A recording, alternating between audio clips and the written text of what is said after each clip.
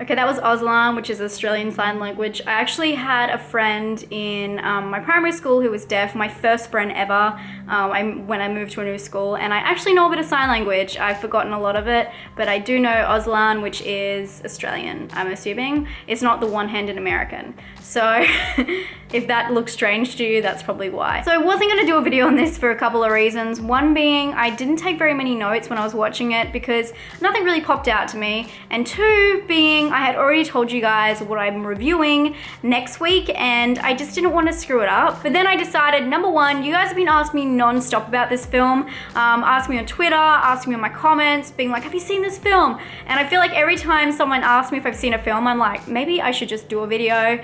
And two, this is my fucking channel and I'm gonna do whatever I want. And if I want to do an extra review before I put out another review, it's not the end of the world. But do remember, I do have my normal other video up on Friday, which is actually a hoot.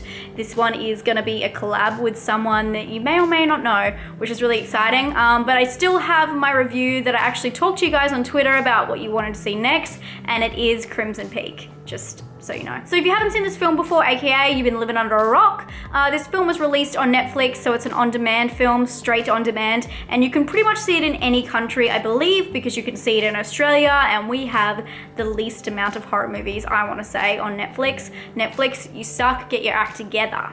Or sponsor me, either or is great.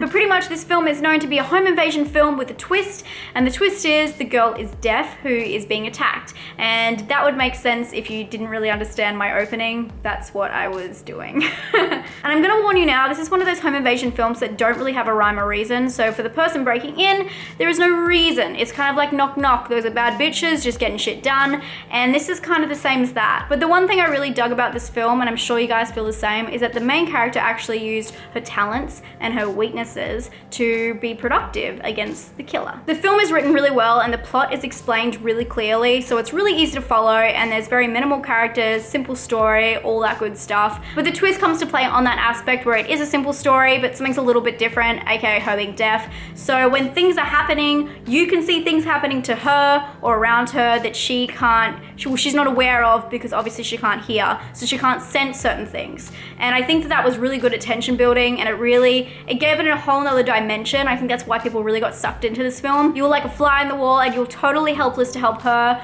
which I'm sure some of you guys agree with who also yell at your TVs. The aspect of her being deaf really does make the film more of a payoff.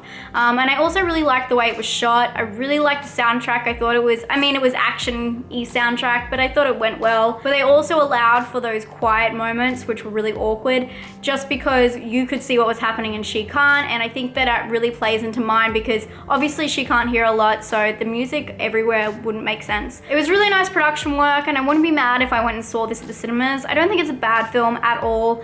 I just don't think, other than those key aspects, there's a lot going on or anything that you can really talk about in future days. I think this film will just be referred to as that other type of home invasion where the girl was deaf. But other than that, when you think about it, really, what else is there to talk about? Key aspects, but they're all spoilers and I'll leave them out. But overall, I thought it was a really good Sunday watch because it was so straightforward and it was easy to follow.